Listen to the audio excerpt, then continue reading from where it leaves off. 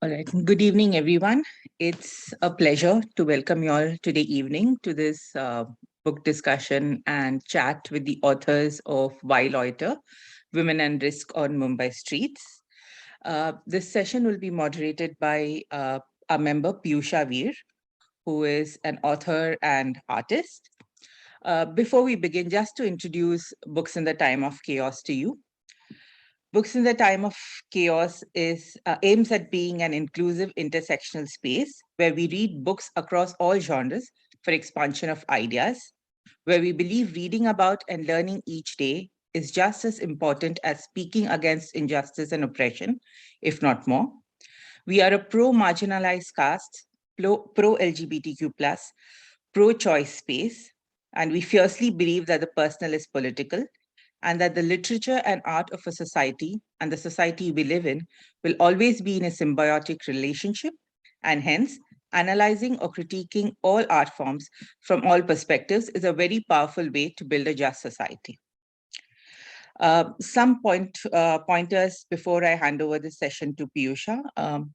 Everyone except the moderator and the panelists, please keep your mics on mute so that the audio can be clear for everyone.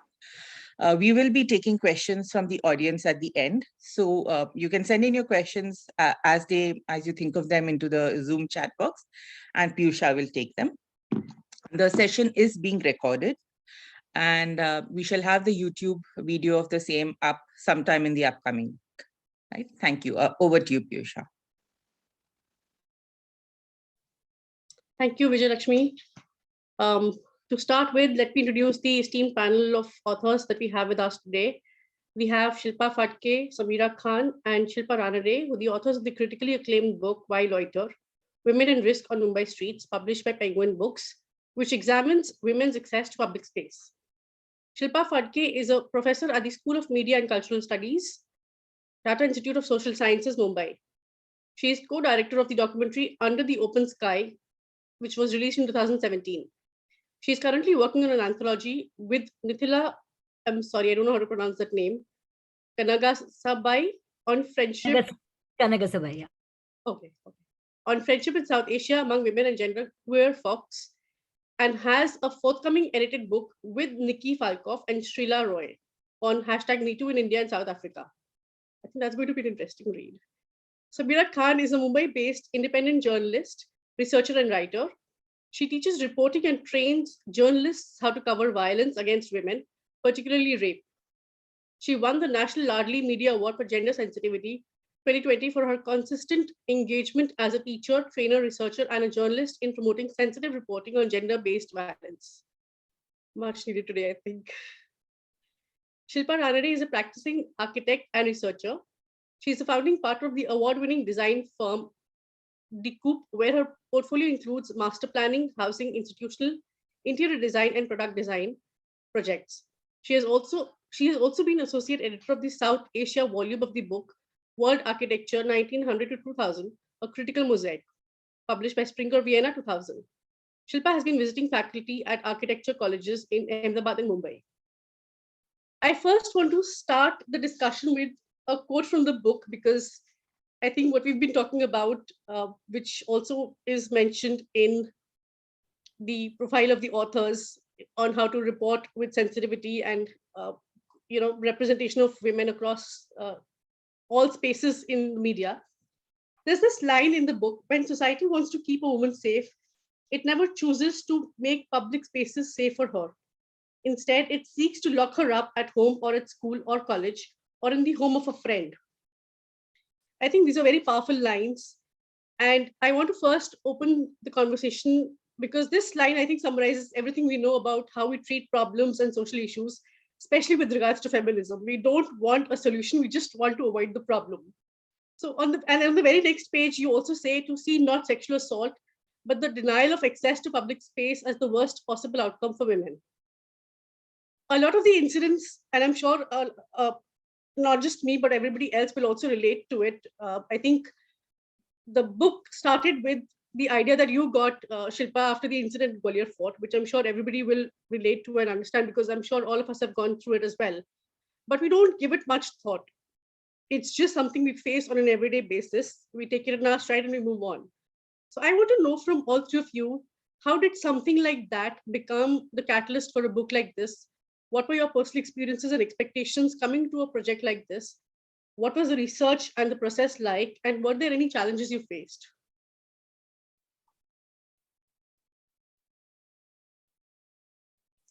Shilpa, you want to start? Okay, that's a huge question. So maybe we can go one after the other and do bits of it. Yeah, we actually, at the time that we began our research, all three of us were part of an organization called Pukar, which was an urban research collective, really looking at, and this was the early 2000s, it was 2001. And it was also the time at which research on Bombay had become sexy. I don't know if you all remember, there's suddenly this glut of people doing PhDs on Bombay. And I think soon after, the Time Out magazine had an issue called Bombayology. I don't know if you all saw this, but it also sort of flagged the fact that Bombay had suddenly become this very sexy object of study. So part of the proposal that we put forward was under the aegis of Pukar. But it also, like you sort of identified in the preface, it also began. I mean, we went to Pukar with questions that we were asking ourselves, and we discussed them amongst ourselves. And this is the question I took back, because I realized after traveling in the north of India that this was something one was doing in one's own city. But like you said, because you do it all the time, you're simply unaware of it. And suddenly there's a kind of fracture, and you realize that you're doing it. And so we applied for funding, and we got a very, very generous grant from something called the Indo-Dutch Program on Alternatives in Development to do this research, to look at, and it was framed as a development grant. So we looked at questions of safety and access, or it was framed as questions of safety and access. And then we began this collaborative project, which really, I mean, I think I speak for all three of us. It was just amazing, because we began as colleagues and we've ended up as really close friends. And it sort of, it's something that because we brought different disciplines to it, because we brought sociology, architecture, and journalism to it, the project grew all kinds of tentacles. You know, we did mapping, we did ethnography, we did interviews, we did focus group discussions, we did a lot of workshops in colleges, and a lot of it was to raise awareness. But it also ended up providing us with data, all of these conversations in colleges. Then we do summer schools. In fact, Shilpa will, okay, I'll let Shilpa talk about the mapping and exercise that we devised that we still use even now. So we did, and then we did a photography exhibit, we did a whole lot of things. And what we ended up doing, so I won't speak for too long, what we ended up doing was that we studied 14 different neighborhoods, 5 different locations for ethnography. We did railway stations, we did parks, we did streets, we did a whole lot. So we sacrificed depth to scale. So it was perhaps at some level a conscious choice, at some level something we just kept doing. So we did 14 different kinds of neighborhoods where we did neighborhood histories, we do walks in the neighborhoods. So at one level, it meant that we didn't do 1 or 2 neighborhoods in great detail. So we did like this kind of gamut of, and across this, we realized more and more that safety was a deeply limited and limiting goal. You know, that it was tied to all kinds of restrictive ideologies that eventually told women that you stay inside to be safe, as opposed to, you know, the part that you read from the book, as opposed to transforming the outside. And so from there, as our research developed, we moved to ideas of risk and loitering, as you've seen in the book. But I'm going to sort of let Shilpa to talk about the mapping, and then Sameera take over from there. Yeah, so, as part of the study, like Shilpa said, it's kind of something which organically evolved, like the research in a way, and starting from Shilpa's question, and she's the one with Sameera who wrote up the proposal, and I kind of came in a little later to start with mapping of the cities, which was literally kind of making drawings of parts of identified areas of the city and looking at how men and women kind of, use those spaces. And what was interesting is that, we had to devise our own methodology for doing that, because the normal kind of way of doing it is that there is an existing map and you're always mapping static things. But what we really wanted to do is to start mapping how people move in space. So normally if they do a count of women and men in space, you find like in places like Bombay, you would find 30-35% women in a mixed use neighborhood. So it doesn't seem so stark. But then when we started mapping, like, where are these women, right? And how do they use the space? So what we did is we separated like stationary people from moving people in a way. And what we found is that most of these women were either were near were kind of located in places where they had a purpose to go to. So they would be kind of near shops or near near schools to pick up their kids and so on, or they would be moving through a space, right? So we found that very few of them were just hanging out in space, as against men who we found would be hanging out, and these were like, let's say in a mixed use neighborhood, they would be hanging out near a shop or just chatting at the street corner kind of thing, and women were never there in a way. So this whole idea that women were just using public space to go from one private space to another, rather than kind of really using it as the way men used it for pleasure, I mean to loiter in a way. So that was kind of a more observatory mapping. But then we also devised this for like a couple of exercises which we used in our pedagogy, where in workshops where to get people kind of talking and unpacking kind of packing their gender maps. So we would give them like a drawing of a imaginary space, a neighborhood, and told them to imagine like a space which was which they knew and which was similar, and in the evening to mark men and women and where they're more likely to be found in groups. So for example, there were 3 teenage girls and 3 teenage boys, and we found that the 3 teenage girls were closer to the housing, rather than away, while the boys tended to be in different places. There was an interesting one, there was a woman about 25 who was waiting for a friend there, and there was a man who was 25 who was waiting for a friend there.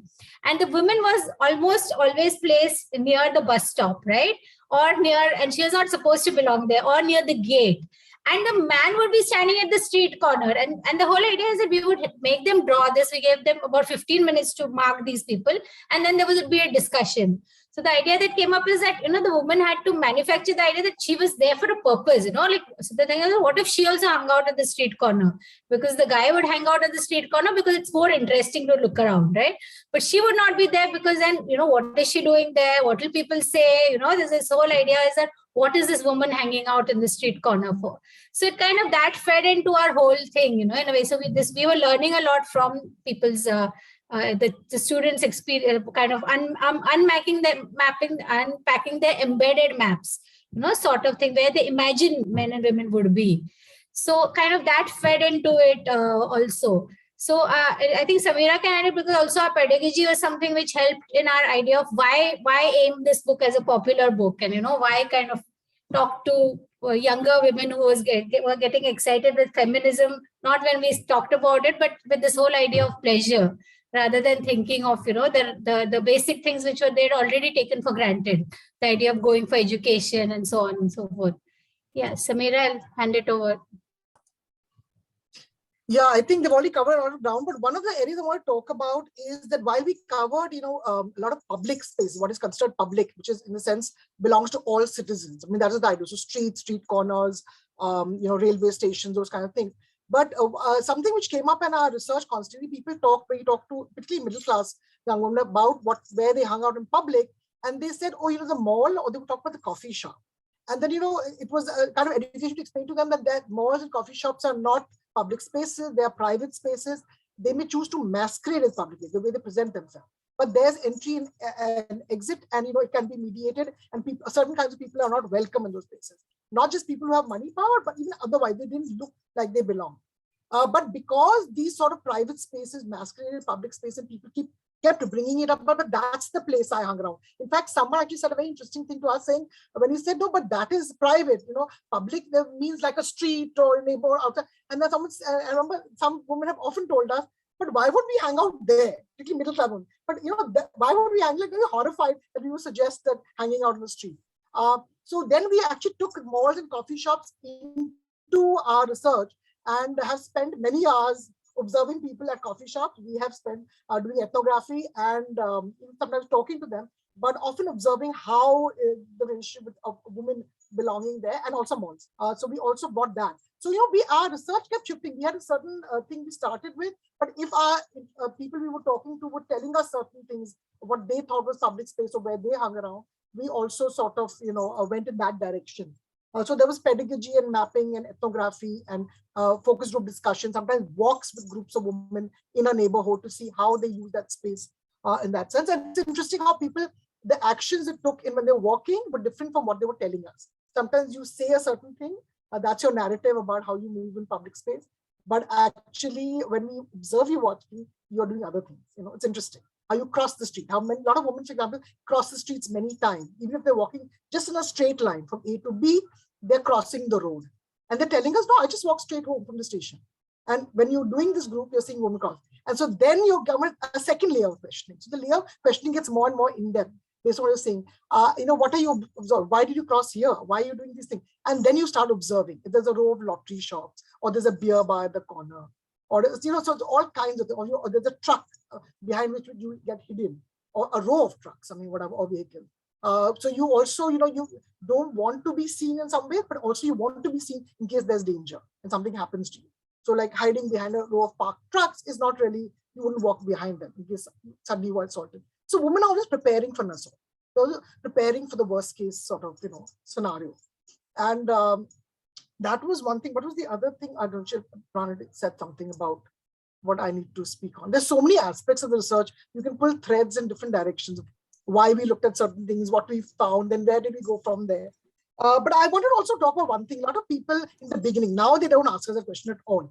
But when we were doing the research, often people would ask us, and they thought it was a very smart question. I said, but why are you looking at Bombay? Bombay gives so much access to women. Why would you look at that? And why? Of course, the easy answer was that our research collective was based there, we were based there, and we were interested. But I think it was also clear to us, if Bombay was a standard bearer of women's access in the country, for Indian women, that was the city everybody desired to be, then what was it that Bombay offered? And could that be like a prototype we could take to other cities and adapt? So was it something we could say, okay, these are the 4 things Bombay got right. And one of the things we found was that Bombay was changing a lot already. So the Bombay we had in our minds had already was changing and has in fact changed. But there were certain things Bombay did in the early days, why Bombay did. One was the whole thing of public transport. Bombay was one of the earliest things of public transport and the separate ladies compartment in the local train. So women commuting 22 kilometers a day to go to a job or to go to college was not unheard of in Bombay. They felt they could do quite safely and pretty practically. The other thing was, of course, mixed zoning, lot which has now changed. I mean, in the whole new smart city, we don't do that. But the old style of Bombay was mixed zoning. So areas had offices and they had residences mixed in them. So there was life all times of the day, life and light always. So there were shops downstairs, people lived on top, or there was a Karkhana nearby or whatever. Now it's changed because now we make commercial areas like the BKC complex totally separate. And it started, of course, with Ballard Estate and Nariman Point, and now very clear areas, whether it's seeps and which are industrial kind of use, or of course the big industries have moved out of Bombay, but also office, financial club, they're all in one particular neighborhood. And you should see those neighborhoods like BKC and all at night, or even in the day to walk around. So that was one part. And then the third, of course, part was that Maharashtra, like certain other states, has been at the center of social reform and reform, to giving rights to women. So that makes a change. So what kind of background that state or that region or the city comes from in terms of social reform, women's rights, women acceptance of women in the public sphere, that changes the attitude towards women being out. And so while we saw that women were acceptable in a city like Bombay for functional purposes, they went to work or they come back to college, and nobody raised an eyebrow carrying books or coming back with a big bag at 10 at night also at a railway station, except if you look like the working woman coming from office. Nobody's working 9 to 5, working very long hours. But, but still to hang out, to loiter, to be out there purely for pleasure and not for functional purpose. That was still, not that women didn't negotiate, but the women negotiated it, but it wasn't always acceptable. Women had to work out their strategy as to how they were doing. So it wasn't impossible. And we will still say Bombay is definitely, Mumbai is relatively friendlier than many other cities in India and South Asia. But we don't think that this is, if this is all our dream is, then it's a very truncated dream. And also the new neoliberal city is very different. The new smart city planned is actually not really favorable to many groups of people. Yeah, it's actually interesting. I could gather a lot of what you said from the book as well, because I remember when I was reading it, I was thinking, but we have those cafes and we have those malls, and then I realized, okay, those are not public spaces, those are privatized spaces. So that realization comes after you've read the book. And it's interesting that the city you chose to focus your research on was in Mumbai, and you had set out to show that if Mumbai got this right, then what is it that the other cities can do? But also, because I was reading here in Delhi, I also could understand that the purpose was to make people realize that if marginalized people in Mumbai weren't as free and safe as the rest of the country thinks or believes them to be, then in other places it's even more dangerous for the marginalized communities. But with this book, after reading this book, because I was reading here in Delhi, don't you think the opposite might happen? That it may cause a feeling of misplaced resignation. If Mumbai can't have it, then who are we to make such unreasonable demands?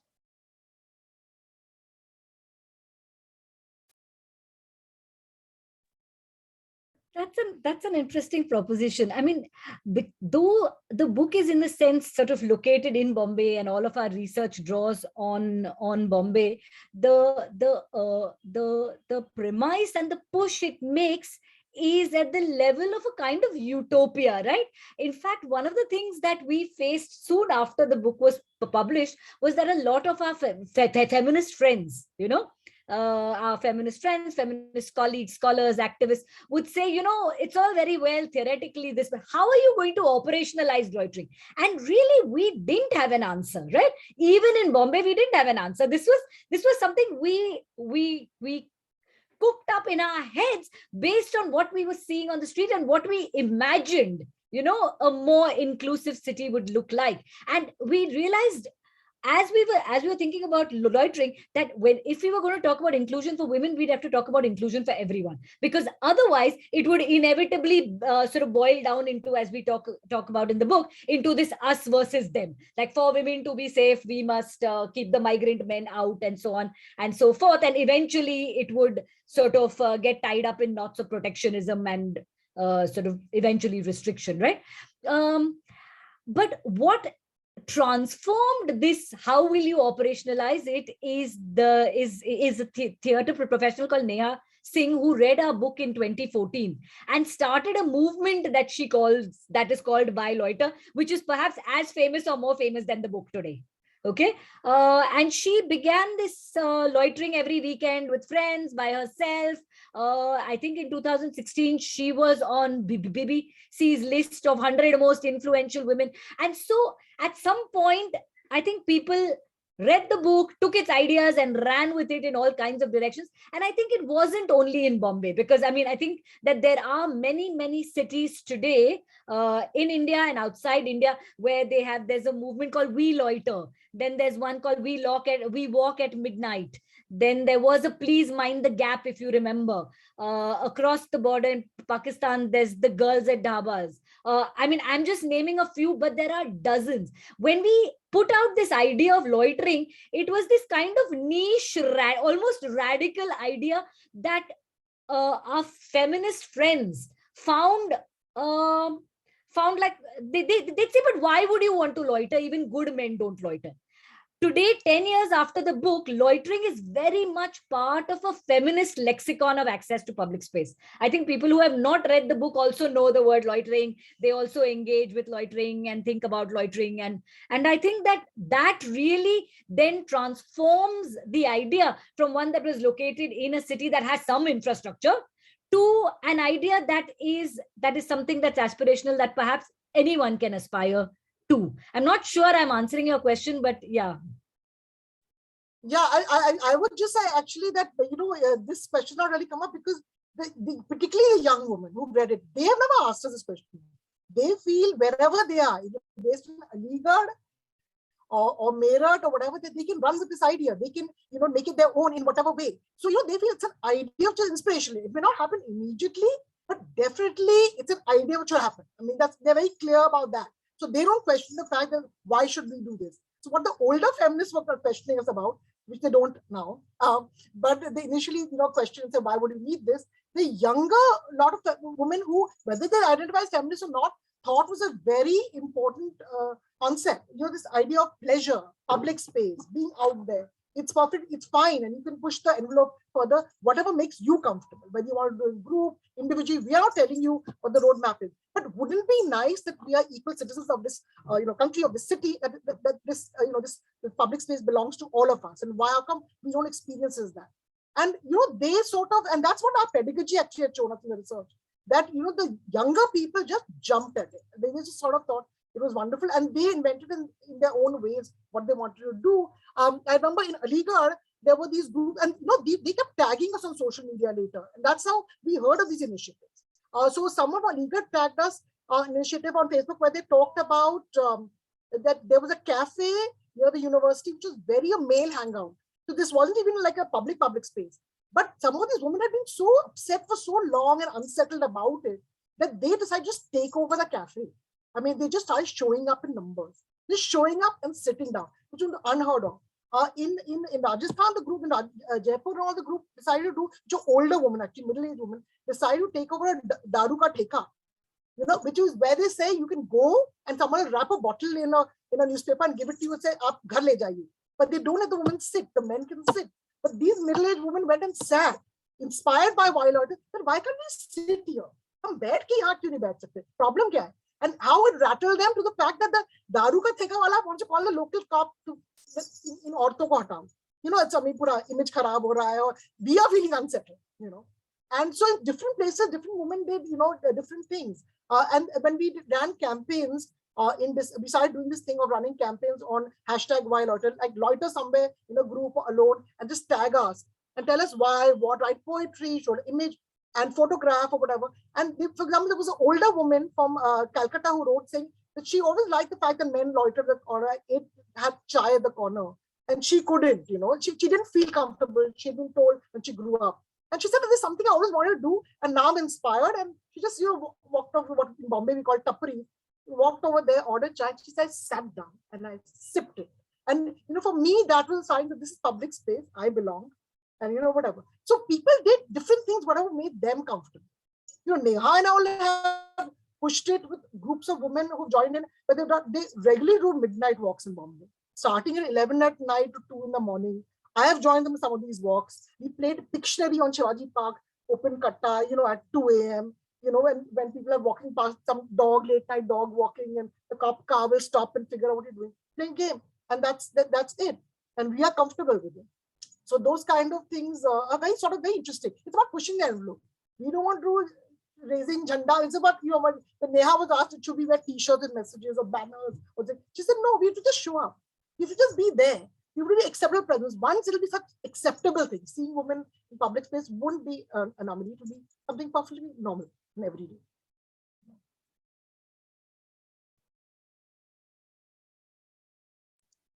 Okay, I'm going to come back to this question because I do have more that I want to discuss on in terms of midnight walks and movements that we can do. But knowing that the book has inspired these kinds of initiatives is absolutely amazing. Between the time that was written, because you wrote this way back in 2011 and a decade has passed since then, what are the learnings that continue to ring true today?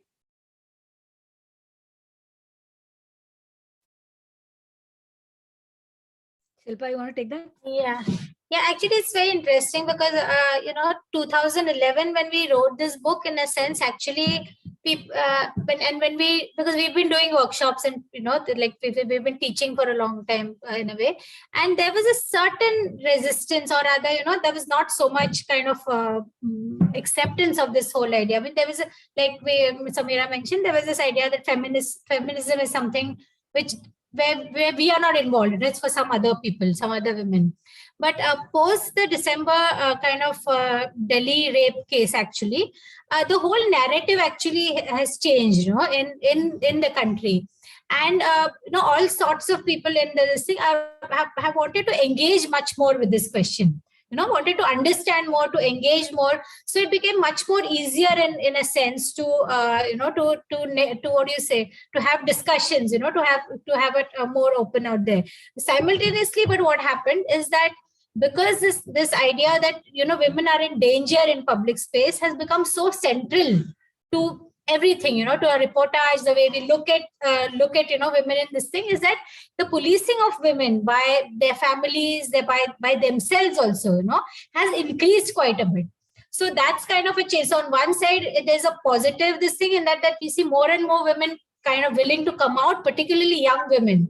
They're very much more willing to talk about things, to discuss things, to go out and ask for what they need in some sense. But on the other side, this kind of control of women has also increased, and that's kind of more institutionalized, particularly in the last 6 years or so, in a way where, I mean, you have chief ministers of MP wanting to have this thing that women have to register if they're going to work outside their home, and it's all kind of under this thing of keeping women, the safety of women. And that's what, like Shilpa mentioned, this idea of safety is actually contradictory to women's real access in a sense sometimes. So I think that is like one really major change. But the thing is that it still rings true. So what we've said in a sense is still ringing true in other ways. So it kind of, the narrative has unfortunately not changed in that way. You still read the book. So which is, yeah.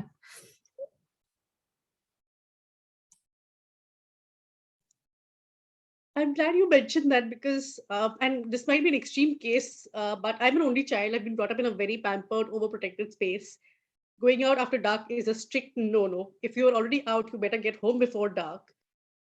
I've had situations where I've had to install location tracking apps so that my parents can be sure that wherever I am, I'm safe. And all of this is done not because they want to control me, but because they want me to make sure that they know where I am. And if they need to rush to my assistance, they can. So this, I might be the extreme case, but it unfortunately leads to a point where the concern makes way for control.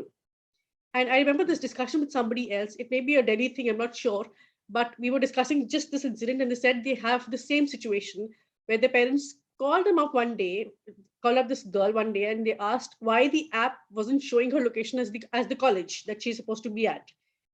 And interestingly, the girl was at a food stall right across the college. It's just that the app was showing her location as the adjacent locality. And that's when she realized it's not about safety, it's about control. So of course we want to stay safe. Of course we want our parents to know where we are. Of course we want to be, transparent and communicative, and we want the trust factor as well there. But how do we find that middle path where we know that we're safe, and it's not stifling, and it gives a sense of security? Part of the thing is that we need to change how we see violence itself. Two things here. One is that we focus inordinately on public stranger violence. And this is true in the news as well, right? When there is an attack by a stranger in public, it's on the front page, but everyday violence that takes place in homes. And this is across the world. Statistics show that the greatest amount of violence against women and other marginal citizens takes place in the home and is perpetrated by people known to them. So that's one. One is that we don't consider, we don't tell women, don't be in your home. In fact, we urge them to be in this very space, which for many, many women is a violent space. The second is how we define violence. So uncontrolled violence that takes place is often violence. But structured violence that is everyday violence, we don't call violence. And a lot of women in conversation, though they don't put it like this. So for instance, when there's an attack, which gets represented, sort of a big assault or something that comes on the front page of the newspaper and stays there for 5 or 6 or 7 days, women would, every time this happened, young women in workshops would say that this made them really anxious. And why did it make them anxious? Not that they would get attacked, but that this news item would be used to restrict their mobility further. Do you know what happened? You better not go out, right? So for them, it was this kind of, oh my God, this is happening, which is of course not to say that newspapers shouldn't report it, but and so one of the things we realized very quickly is that women experience restrictions in mobility as violence. We never call it violence. No, we call it love, we call it protectionism, we call it all kinds of things. But our experience of it, however well-meant it is, it's really often well-meant. And when I remember presenting this at a workshop in 2000, 5, talking about restrictions as violence. And my discussant was a sociologist, an Iranian sociologist, who afterwards we're having a conversation, and he said, you made that, your presentation made me really uncomfortable, because I have daughters who are like 14 and 15, and I often worry about their safety, and the things I say are things that sort of urge them to be cautious, to come home early. And he says that it never ever occurred to me that it might be experienced as violence, even if we don't articulate it as violence. So I think that at one level we need to accept, and that's really at the core of the idea of risk, that no space is safe. That every time we do something, every time we are engaging risk, and even being at home we are engaging risk. It's not like there is no risk in some space. And this is something actually the pandemic has made so apparent, right? That there is no space, the virus is not there.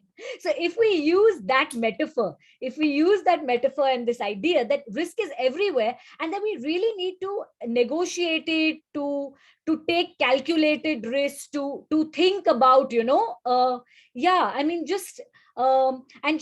want to close with an anecdote, sort of end what I'm saying with an anecdote. In the 1990s, I and 3 women friends from college, I think it was 1992, we were in college, and we were traveling in South India. We were four of us, and of course we were traveling in Tamil Nadu, and people would keep telling us, oh, y'all are alone. We were 4 of us, but people would keep saying y'all are alone. So 4 of us were alone.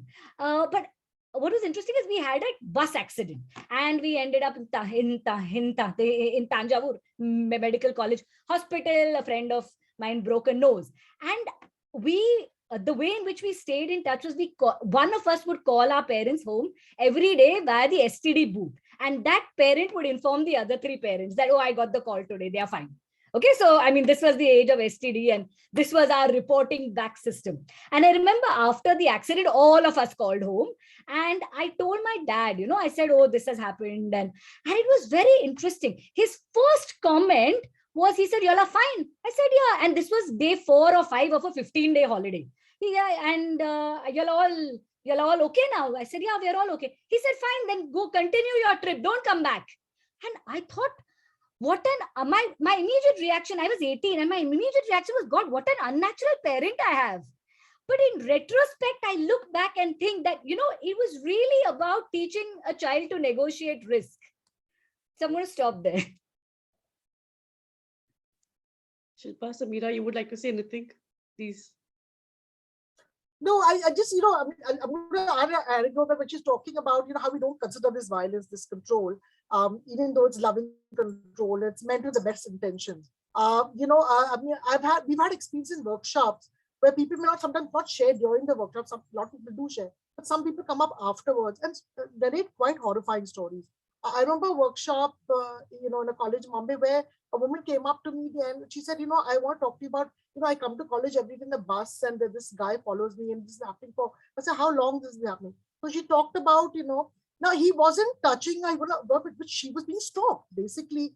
And so she said, but every day it happens, and it's this one bus I have to use, that's the time I come to college. And so she said, so I said, have you told someone? So she said, yeah, some friend. And I said, no, have you told a parent or someone or whatever, something, my elder sibling or whatever? So she looked horrified, her face looked horrified.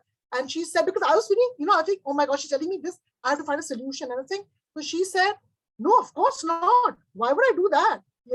Because suppose they decide that I shouldn't attend college anymore.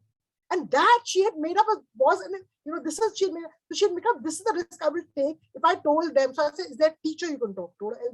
Somewhere we can negotiate, or even the bus conductor. So someone can help you talk to the bus conductor and say, this guy, there are ways. This is a mediated bus, there's a conductor. You need to tell someone and get this thing. He should not be following you. So can we find other ways that you can do this? So she said, okay, I'm going to try this, I'm going to try that. And I always wondered what happened. And many such stories, so many women came up, and so many situations in which you knew that they were putting themselves in sort of, a quotation, I'm going to say danger or risk you're taking. But they were clear that this is my way. I want to go to college, or I want to, negotiate. So if I had to do that, the people who are most lovingly interested in me, they cannot be told the truth. So in fact, I once gave a talk which was mainly made up of parents. And I talked about that while this is understandable, I want you to understand what kids are thinking, what teenagers are thinking. about, a young woman are thinking about. Imagine if they want a crisis, and this happened in when we were researching in 2005 the Marine Drive rape case, where 3 o'clock in the afternoon, this woman was assaulted by a cop on Marine Drive in a little cop booth over there. And of course, there was a whole this thing about, and the whole debate became about why are college girls hanging around Marine Drive at 3 in the afternoon? Imagine the debate about that. In Bombay, you say Bombay is an acceptable city, but the debate was, these girls shouldn't be. And she was sitting with a boy, because she had called him but maybe he was not just a friend, he was more than a friend. But what was that about this woman being assaulted by a drunk cop in this thing, who took her for questioning, very legitimate thing. And one of the questions he'd asked her, I'll call your parents. And she was so terrified, she refused to give the number and refused to this thing, whatever. And she put up with it. So our point was that, and this has happened in many cases we found across, where women, that we should be telling our daughters, call me, I will not judge you, I will help you. Why are you thinking that I would be the most? So a lot of parents came back and said, we're horrified that our kids are getting the message that they can't call us when they're in trouble. We will judge them and re-assault them in some ways. So I think it's a really important thing to this. That these are important concerns. There's no easy answer. I don't know what is the answer, but definitely this needs to be talked about more. Definitely in families, with people who are loving elders, who are thinking the best of us, but don't realize that this is really wrecking our lives in some ways. And really, the people can keep away things which are important from them. Yeah, and just to add to it, I think what complicates this whole thing a little bit is that when we are talking about women's safety, actually, we are not just talking of their physical safety, right? When families and all talk, because it's complicated with this idea of respectability. So you're not just worried that the woman will be physically assaulted. So one thing that you're thinking she's physically assaulted, in which case you're only thinking of sexual assault, right? So it's very particular, because more men get assaulted, actually physically they're assaulted in public space, and women are more numbers of it. But the story of the woman being assaulted and woman being unsafe become because it's also about sexual assault. And then it is related also to the idea of respectability, right? So one of the examples we always give is in our studies. So there was this woman who came from a very upper class neighborhood in Mumbai, but it was a very kind of homogeneous neighborhood, right? So there were lots of related families from the same community living there. And one of the stories we heard is that when she was dropped off home by her boyfriend, she had to get off at the end of the street which led to her compound, which was all completely dark. And the reason was that she had to risk that, walking in this thing in some ways, so that the building watchman wouldn't see her coming with her boyfriend. Right. So the idea was that they were not worried about whether she was physically going to be safe walking alone or not. But the idea that if people found out that she had a boyfriend, there would be a risk to her whole marriageability and, all those things in a sense. So this idea of physical safety is kind of complicated by this worry about the risk to the respectability of the woman. So it's not just about physical safety in many cases, in a sense. So. True. And yeah, I think I do agree with the point that it's important to be able to negotiate with your parents on what you can do and what they're comfortable doing as well. Because I remember having this discussion with my parents, and they would say, don't attend all these events at night or get the timing changed. And I'm like, I can't get a public event timing changed. It's not in my control. I'm not the organizer. And so finally, we figured out a way where they would pick me up from the metro station because I cannot not attend these events. I think that's something that can be worked on by other people as well. While reading this book, I realized that you've covered almost every aspect of access to public space. You've talked about commuting, peeing, accessibility, but a lot of these aspects are also dependent on how a city is designed and planned. This is a book which I think definitely should be mandatory reading for policymakers, city planners, even architects. Anyone who would read this book will realize that most of the city is meant to keep the people out. Unless one is, of course, an upper or a middle class, able-bodied, cis-het Savarna man, there is some level of difficulty in owning and fully existing in public spaces. What design changes can we make to ensure our public spaces are genuinely inclusive? One measure that I can think of is that architectural and designing course curriculums need to be revamped so that the next generation of architects and designers are mindful of this. And that's why I was genuinely glad that you had that exercise where you talk about the architectural college students realizing that the level of awareness of city planners and architects needs to be improved upon. But what else needs to be done to fundamentally change the way we look at city planning and urban designing? And in addition to that, are you aware of any such measures or decisions that are already being taken?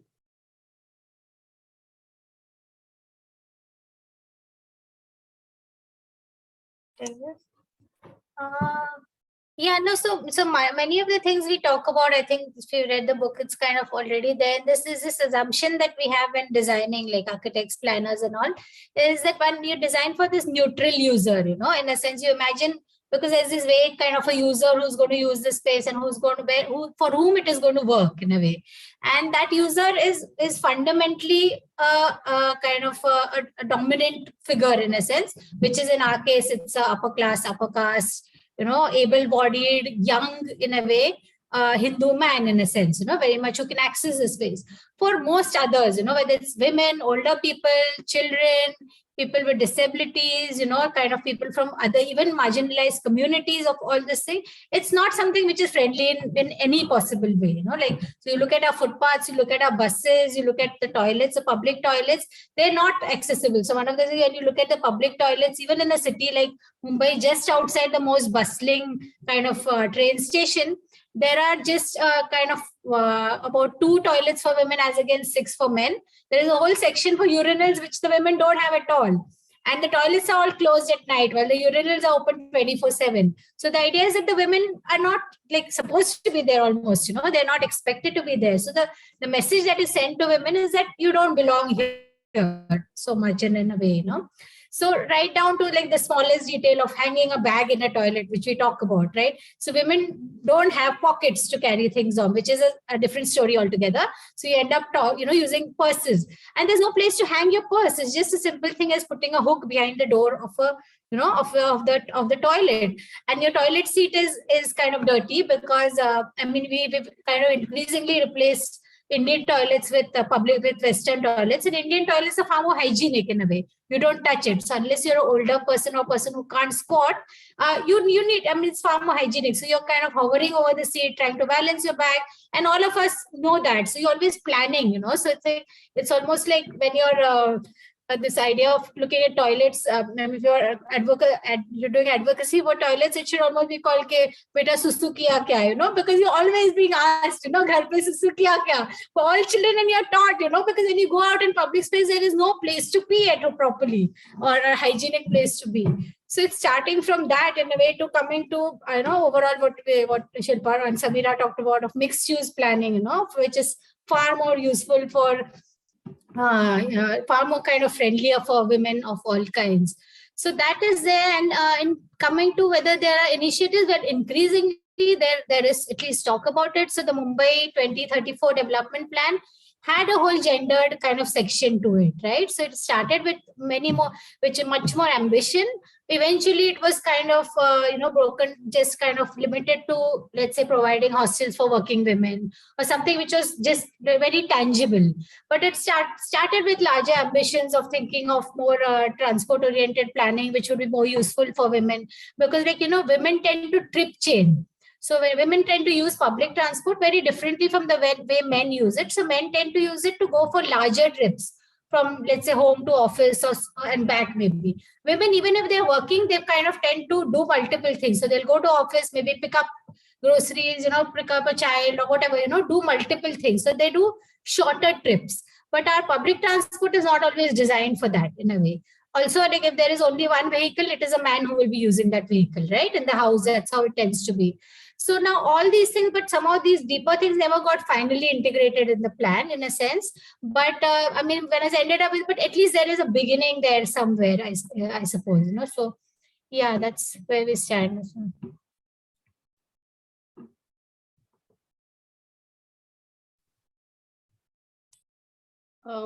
We have few minutes left, so I'm just going to ask my last question before we open it up to the public for questions. If you have any questions, you can send them in the chat box, please. So we've discussed access to public space and loitering in the physical world extensively. But if we resituate the public space to the online world, especially since in light of the pandemic, we've been doing a lot more online interactions, what does loitering on that public space look like? looks exactly the same as loitering on the streets. In fact, we were very excited to find that a scholar by the name of Wendy Chun, who's written this fabulous book called Updating to Remain the Same, uses our work on loitering to talk about loitering online. And she builds an argument where she says that very often women are told that anything you put online, and she also has an essay with a scholar called Sarah Friedland called Habits of Leaking. Yeah, I think it's called Habits of Leaking, where they talk about how women are constantly told that whatever you put online is there to stay, and you're constantly reminded that you have this digital footprint. And they very, I mean, we were so excited to discover it. They use our work and they use the language, they use our language of risk, and this sort of make a case to be able to take risks online and to be able to loiter online without feeling anxious. But I think many women, and I think people here will testify to that, experience of trying to loiter online resembles trying to loiter on the streets, right? You're careful, you don't give out too much data. When you give out, you get trolled. You choose how much you want to respond to trolls, how much you don't want to respond to trolls. And there's also work by a scholar called Radhika Gajala, who looks at online spaces and looks at the ways in which women are trolled online, and looks at digital public spaces, if you like, that the digital, and increasingly in the last 2 years, many of us are loitering much more online because we're not as much out on the streets, as well as there's a community of people, sort of not just disabled, but people who have chronic illnesses, who tend to use the online space much more than they use the public space, right? And these are spaces that open up engagements. They also provide mobility. One of the things that families also try to control women's use of is the use of mobile phones, right? Because that's also a form of mobility. Increasingly. So I think that very much they resemble women's experiences of trying to access the streets.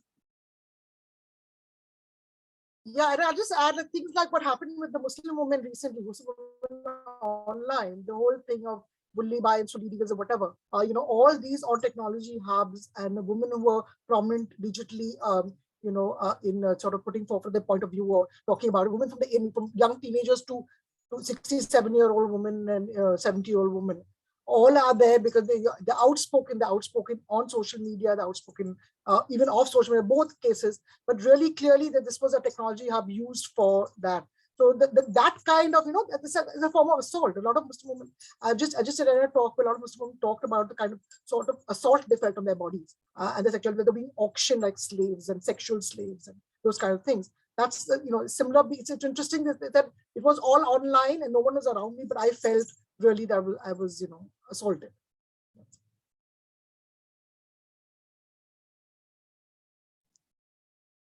Are there any questions? Anybody wants to ask any question?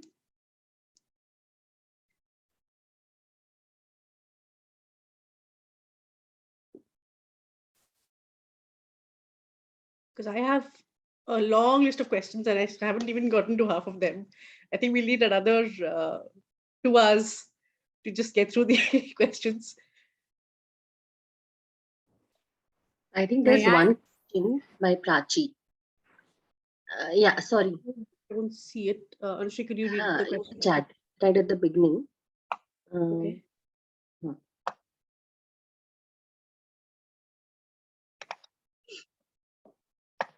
I'm just scrolling up to check where it is. Yeah, I found it. Do you want me to read it out, Piyusha? Please do. Okay.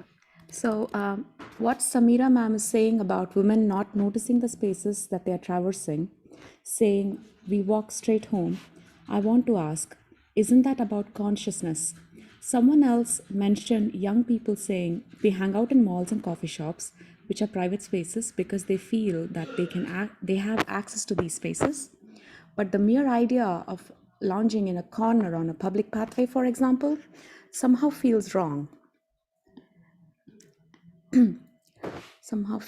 For example, to me, I would feel like I'm doing something wrong.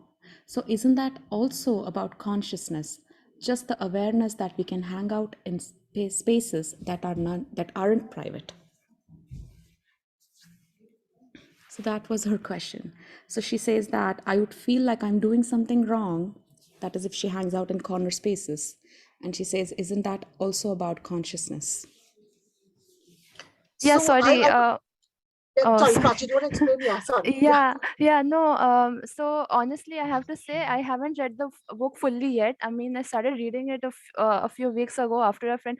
I was sitting with my friend like near her complex, and we were just talking about like how like it's so nice to just sit and not do anything. And she told me, okay, you should read this book. And now I'm here. And after, and I was thinking about how, like one time I was going to give an exam, and metro station. I was in the metro station, and that's also a public space, and I was just sitting there. I was doing nothing. I was just sitting there, and like it wasn't like 5 minutes been over, and a man came to say that like please leave. And it just felt weird. And when you were talking about interviewing women who were like crossing the a road or something and saying ki, we are going straight home, um I was thinking about ki that's about mentality. As in, they are traversing spaces, but with the aim of going from point A to point B as safely as possible. They're aware of like where they are, but they have a very clear goal. Ki we have to be in this space as safely as possible, as attracting as minimal attention as possible, and we have to go straight home. So Yeah, like precisely. You're totally right. I mean, it's not that someone was lying to us. What happened is, particularly women who've been doing it for a long time. So we particularly look at when you look at the batch of college students who come in. I mean, Bombay, it's usually class 11 or 12. You go to junior college, or sometimes it's undergrad. When they leave, your school is in your neighborhood. You commute to it. When you start traversing the city in longer ways, is when you go to college. And what happens is in the first year, and this is, you talk with girls who go first year college, they'll tell you how the first 6 months are pretty traumatizing. Doing this commute and not getting this kind of attention, and then you learn these tricks of trade. And then if you talk to someone in senior college finishing graduate, they wouldn't discuss it. They say, "Oh, it's always done. You just do it, now," because it's like second skin. So as we get older, you talk to older, they wear like second skin. So they are not like that. They just say, "Yeah, I go straight home." In their mind, they negotiate. They figure that this corner has a beer bar, and all these men spill out at a particular time, all smelling of beer, and someone there'll be a big crowd of men. So I avoid it, so I just cross over. Or, there's something else which is making me uncomfortable. So I've kind of figured, but now it's like second skin I wear. And obviously there was a reason I was doing it. So sometimes if they've been doing it for a long time, they have to unpackage it themselves. They have to say, yeah, I think I avoid this, whatever, for this reason, whatever. And now, now I don't think about it too much. Because we are forced not to think about this. What was the next challenge? So I force myself not to think. But a lot of people say that your book forces us to sit and think, why do I do these things? Why am I always uncomfortable and not really, there? And it's brought back to focusing that maybe I should be asking questions. I should not be taking it for granted, and that we're not allowed here, or we're not allowed to do this or that. So a lot of people thought it's not that we're telling you rocket science, things you don't know. We are bringing it to the fore and forcing you to ask questions of why is this happening, not just to you, to your friend, why are you all feeling like this? Why are we always outsiders to public space? Why are we outsiders to our city? We're supposed to be equal, but we don't feel that way.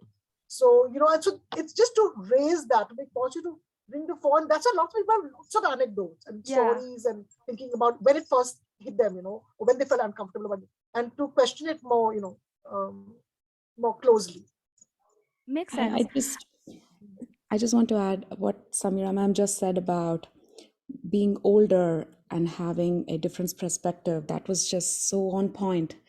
I just want to give a quick example. When my mom was younger, newly married, she wouldn't come to the living room because living room is a men's space, and she would hang out in the rest of the house but not come and sit in the living room when she was free. So essentially when she's free, she's loitering, right? So the living room was not her space, and she would not come out. But now that she's older, she's like 50 plus, she doesn't really care. She'll come and sit. So being older gives you that different perspective. And to what Prachi said, it's not consciousness, Prachi, it's actually conditioning. You're made to think that this is a private space, this is a public space, this is a living room, and you aren't allowed here. So that's the conditioning that comes from patriarchy, and it's not a consciousness that we are born with, that we aren't allowed in the space. It's No, just that been makes such a sense. wonderful discussion. Thank you. Sorry, Prachi, go ahead. No, you're very right. That is a good word to use, conditioning. I wanted to say कि people we were discussing about how this book came about in Bombay, but I haven't read the full book, but when I was reading the introduction, it's because I guess they were limited to Bombay because that was like their initial immediate vicinity maybe. um I was thinking about Kolkata, and because I live in Kolkata, and someone was mentioning in the chat about like chai addas which men are usually found at, and I was having this discussion with my friends a few recently about how when during Durga Puja, it's like a ritualized time when people can they can do addas as well. They can stay out as much as they want, women especially, and they they look forward. I don't look forward, and I was thinking why my friends look forward, and that's because they can go out and stay out as much as they want, wherever they want, as long as they want, because everyone else is out, and there is safety in being out. uh, yeah, I don't know, I was just thinking about that. Yeah, and we found that in many cases where religion or religious ritual, women Yeah, make use of it. So, for example, the whole thing, Navratri thing in Gujarat or Bombay, where you have Navratri, the 9 days of dancing and this and that, where you're legitimately allowed to be out, all the Durga Puja pandals. Or, for example, in Bombay, we have the Ganesh temple, Siddhi Vinayak, and every Monday, I think it's Tuesday you're allowed, right? Tuesday is the big day for Siddhi Vinayak. So, what happens is people often, to Mano Mannat or some to say, they will walk from their homes, wherever their home may be, maybe 20 kilometers away, 10 kilometers away. They will walk barefoot to Siddhi Vinayak, walk the roads of Bombay at night. yeah, You stand in long queue on Tuesday morning. So it was very legendary. Men will do it, women will do it. You are walking to Siddhi Vinayak at night on Monday, barefoot, nobody is asking a question from you. That is the time you yeah, legitimately can walk. Can you imagine groups of women getting together and say, we are walking to a temple, So that is, often in many, the Mount Mary festival, many different religions, dargahs have their own, the women are allowed. So different women make use of different things. Women are very strategic. It's not that you're denying everything, all the pleasure and sitting and saying, you use strategy in different ways, all kinds of yeah, things. makes I think sense. that loitering also comes with a condition, though, that you have to look this way, that you have to walk. Correct, obviously. You cannot That's true. just randomly walk around. Of course. So obviously these people strategize in absence of it, but then we obviously we need to go beyond.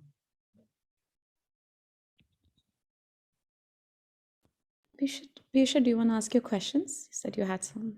Yeah, there are two more questions. So I'm just, because we're already at the end of 1 hour, I just want to request the authors if they can spend some more time with us. We have two more questions, if we can take them. Okay, great. All right. So Sadaf has a question. I was also wondering about how we would see women-only spaces within the public space.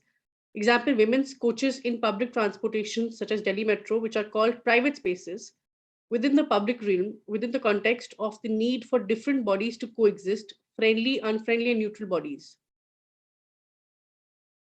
I think what she's talking about is different bodies coexisting in private and public spaces as well.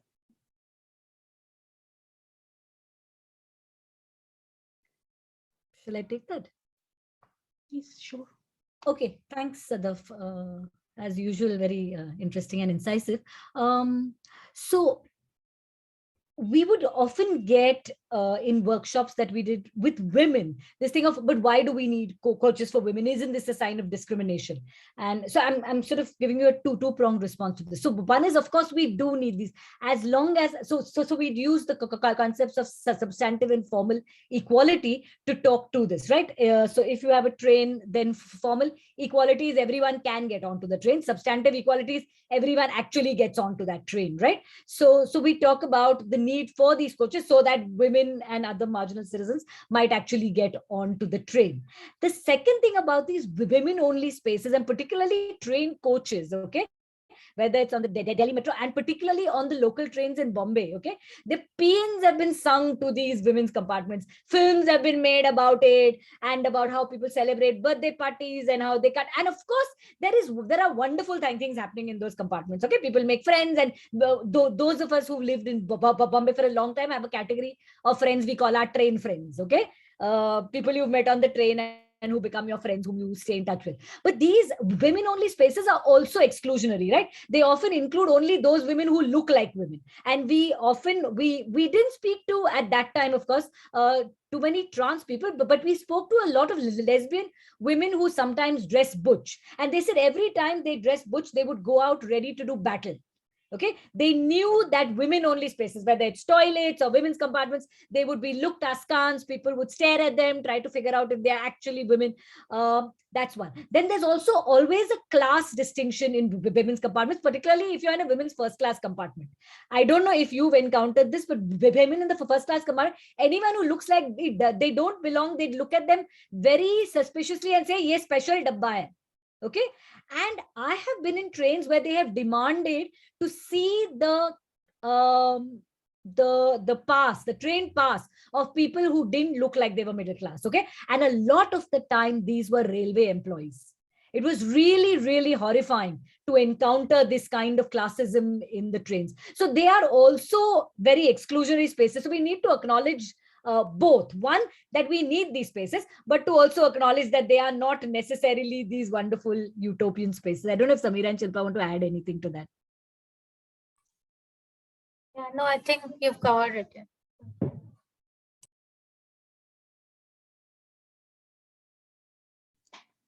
Okay. There's another question from Vatya Rena. Does loitering and its idea change according to the context? I was thinking of how would I look at loitering in a militarized masculine area, say Kashmir? Does the concept of public spaces also change in this context?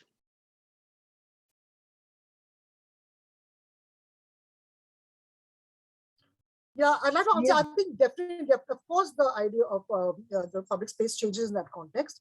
I've done while loitering workshops in Kashmir, actually. I was lucky about a couple of years ago. And, it was very interesting with young people in college and whatever. And literally, a lot of the young women talked about that it's not that, for example, a guy was stalking them, something was happening. Often that would happen. And a lot of because the buses are very crowded, they felt there was a lot of feeling unsafe in them. I mean, basically, people touching you, whatever. A lot of the young girls in many cities, would get these scooties. The main aim is to get a scooty so you can do it. And often, then you are stalked if you are going on a scooty and think the comments are made. But the problem there becomes, it's about if I go and complain to the local police jockey about this guy doing this boy for my, basically a Kashmiri boy doing to a Kashmiri girl. My problem is I live in a militarized zone where they're willing to pick up young Kashmiri boys anytime, under any guise. And he may disappear from it. So then what happens when in a marginalized population, and populations are a great security threat, what happens is a lot of women don't tell about things happening from men of their community or their city or whatever, because that they know that these men may have to be, beaten up, thrown up in the locker. A punishment may not actually meet for the crime.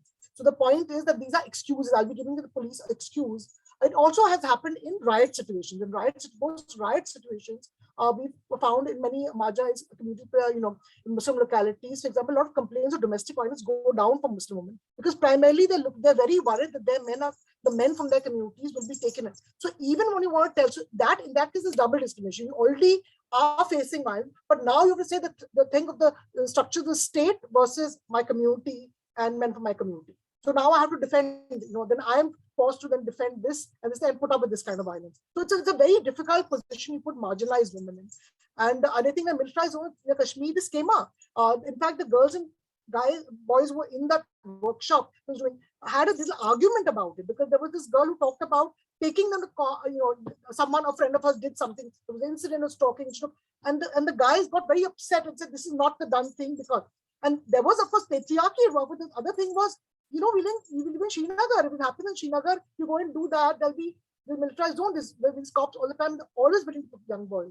So the point is, and that the woman came up that what do we do? Then shouldn't you think that there's additional responsibility of the boys not to, because you know that the women cannot complain because they wouldn't like to. This is what we are forced to. And the boys talked about this thing. It was interesting how there was an argument at one point. One boy said, the others actually supported. The boy said they had not thought of this, that the women have extra responsibility of keeping. One boy actually ended up saying, but then ghar baitho, you can't deal with it. So the girl said, that is not the solution. That is not the solution. When I am saying, I am thinking of the larger community and all of us being safe. And saying, you can't just say that you can be, you'll have, that's the only solution. You better put up with this. When I have been telling them, I don't want to be community police, I don't want police because I don't want to get the boy men. So it's complex positions. It was actually very interesting in this workshop that the boys and girls for the first time talk to each other about these things, that we hold these very different ideas of what it should be safe, unsafe in the city, what we are thinking in our mind and what you are thinking. So actually, yes, it totally changes in the context. And in fact, I had to start my workshop saying, listen, I really feel very ridiculous having, talking to you about your public space. You have to tell me, inform me, because I don't know enough. But I suspect this would be a big factor. How can this not be a factor in that sense?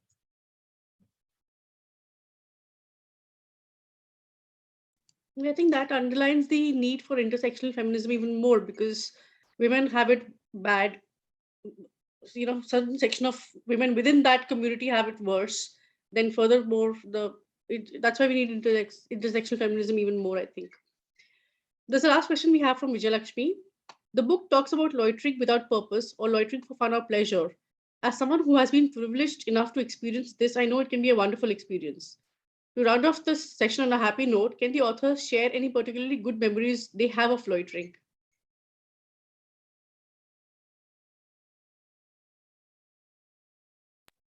Okay, since neither of them is beginning, I'll start. So my earliest memories of loitering are going to college. So I live in Chembur in the suburbs, and I used to go to South Bombay to college. And that's when in grade 11 that I started learning to travel on the train, and the whole world opens up to you, right?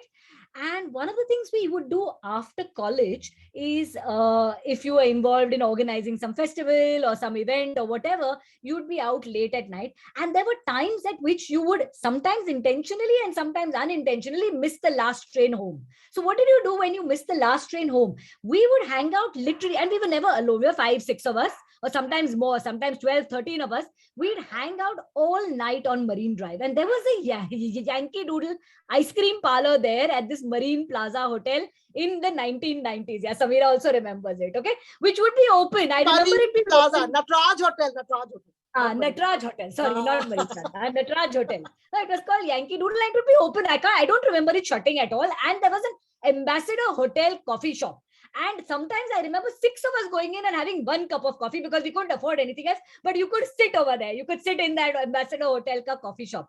And we'd hang around all night and catch the 5:30 a.m. train home, So often be a Friday or Saturday night, and, the next day would be a holiday. And I cannot describe the exhilaration. And of course, you'd phone home from a call booth, because there were no cell phones then.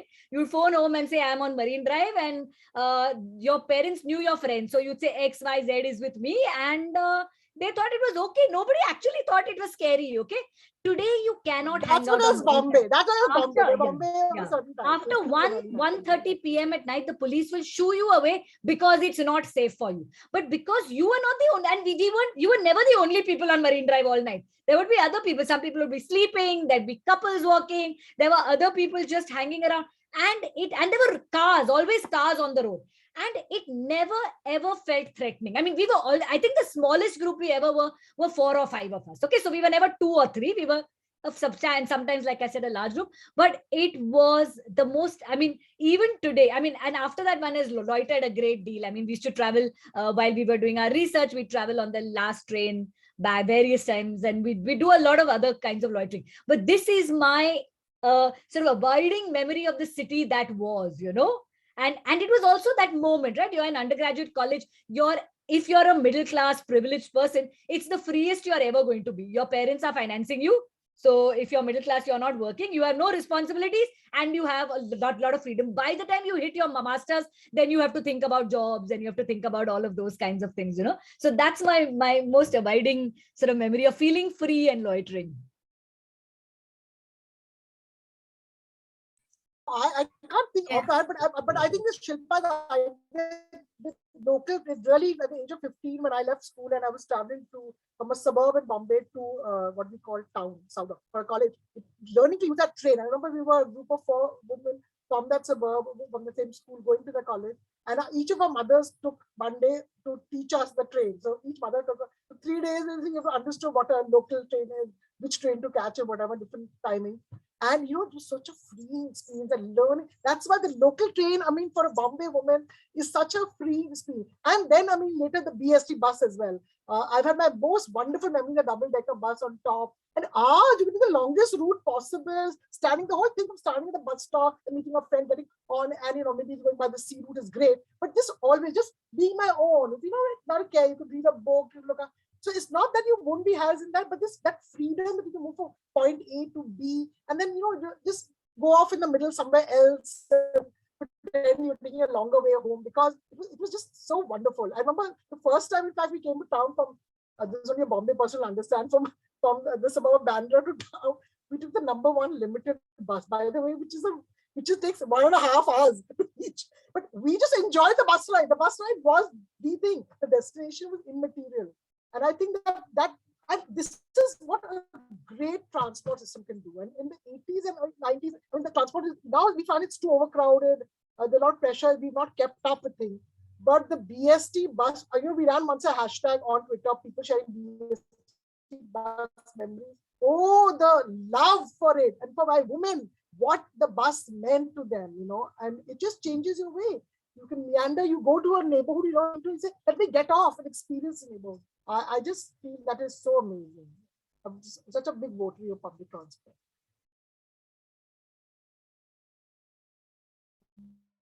Yeah, it's really interesting because Sameera and we've never talked about it. But I mean, for me also, it's a BST thing, because I grew up in Ahmedabad actually, and Ahmedabad in a way is much more safer than Bombay. But like we used to go even at night, go from one place to another, and I mean, they were at least that time, which is many years ago. But this idea of loitering is also this idea of flannery. So it's not just about being there, but also being able to watch the city and to enjoy it. So although people go at night and be there without getting worried about things, you were still not, because women are always conscious of being looked at. So in our workshops, and also we found that men were looking at things rather than worrying about who was looking at them. And the BST bus, when I came to Ahmedabad, to Mumbai first, was this idea that you could sit in the corner on this thing and look out, at people's houses, shops, insides of the houses, and you could watch people walking around. So you had this thing of watching the city without worrying about anybody watching you. And that was really a liberating experience. And I feel really bad that now they have the women's reserved seats, which are on the right side. So you can only see the road from that side. You can't, they're not on the left where you can really see the city, So it's but that was really like the experience of loitering in that sense, and really kind of watching the city and, without worrying about this whole thing and having that freedom to do that, which is unfortunately so rare for women. I mean, it should be something you should be taking for granted, right? But it is, it's something you keep, which is a precious thing in a way. So. That's so wonderful. I think we're at the end of now our people are only looking at their cell phones. They're only looking at their cell phones. They're not looking at men and women. When I encounter people in the metro reading books, it just thrills me so much, because it's not the cell phone that they're looking at, it's the book they're reading. So that's also a lot of fun. That's different. Sorry, that was completely off topic, but that was a wonderful discussion. Thank you so much for everybody for asking the questions and the answers, and everybody for just participating. Thank you, dear authors. I think it was a wonderful, wonderful discussion, and very insightful and enlightening. Over to the admins, back to Vijayalakshmi. Thank you, Piyusha, for moderating the session so well. It was truly a wonderful discussion. Thank you to the authors for agreeing to be with us here today and for taking all these questions. Thank you to our wonderful audience who had such wonderful questions and, for adding to the discussion so much. Thank you to my co-admins, Purnima and Anushri, Sharat and Ani. Thank you, everyone, for coming today. This was really, really good. Thanks, everyone. Thank you. Bye. Thanks.